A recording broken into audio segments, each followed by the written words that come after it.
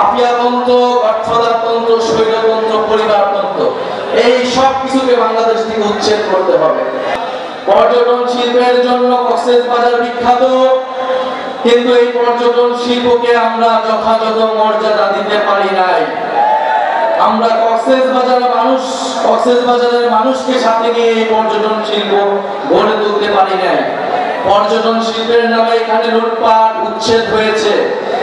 আমরা চাই পরিবেশ বান্ধব পর্যটন শিল্প গড়ে তুলতে হবে, যেখানে কক্সবাজারের মানুষের হক এবং অধিকার নিশ্চিত করতে হবে।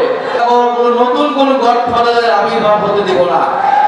কক্সবাজারে কোন নতুন কোন গডফাদারকে আপনারা মেনে নেবেন না, তার বিরুদ্ধে প্রতিরোধ তৈরি করুন।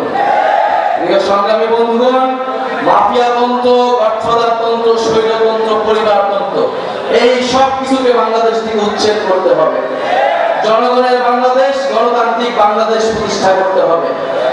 প্রিয় সংগ্রামী কক্সবাজারবাসী, এই কক্সবাজারে আমরা জানি জুলাই গণঅভ্যুত্থানের সময় লড়াই হয়েছিল, আন্দোলন হয়েছিল। আপনাদের মাটির সন্তানেরা জীবন দিয়েছেন, শহীদ হয়েছে। আরো একজন শহীদের কথা বলতে চাই, যিনি রোহিঙ্গা কমিউনিটির হয়েও এই গণঅভ্যুত্থানে শহীদ হয়েছিলেন, শহীদ নূর মোস্তফা। আমরা চাই অবিলম্বে তাকে গ্যাজেটভুক্ত করা হোক। প্রিয় সংগ্রামী বন্ধুগণ, আমরা কক্সবাজারকে দেখি সম্ভাবনার জায়গা হিসেবে। হাসনাত আব্দুল্লাহ বলেছেন, বাংলাদেশের ভবিষ্যৎ, বাংলাদেশের সম্ভাবনা হচ্ছে এই বঙ্গোপসাগরে। আমাদেরকে সমুদ্র শক্তি, নৌশক্তিতে শক্তিশালী হতে হবে। ফলে তার জন্য কক্সবাজারকে আমাদের শক্তিশালী ঘাঁটি হিসেবে প্রতিষ্ঠা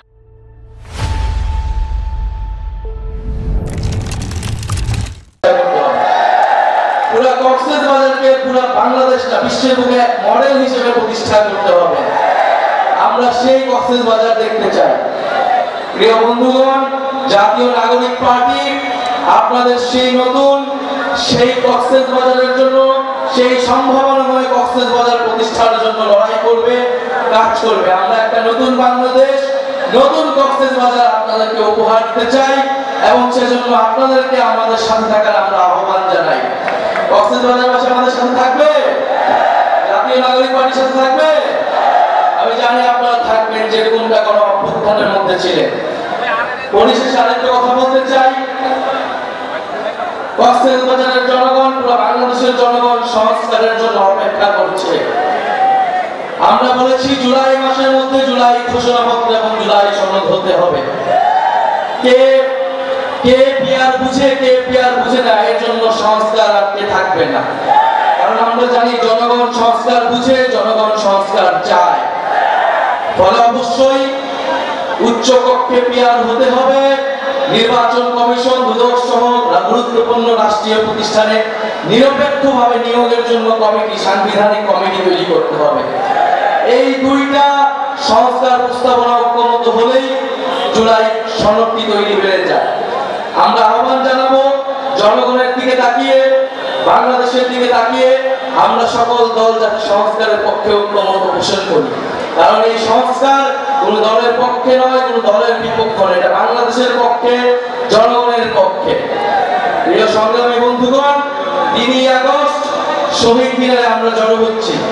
আপনাদের কক্সবাজারের রূপরেখা আমরা দিব, কেমন কক্সবাজার আমরা চাই, কেমন বাংলাদেশ আমরা চাই।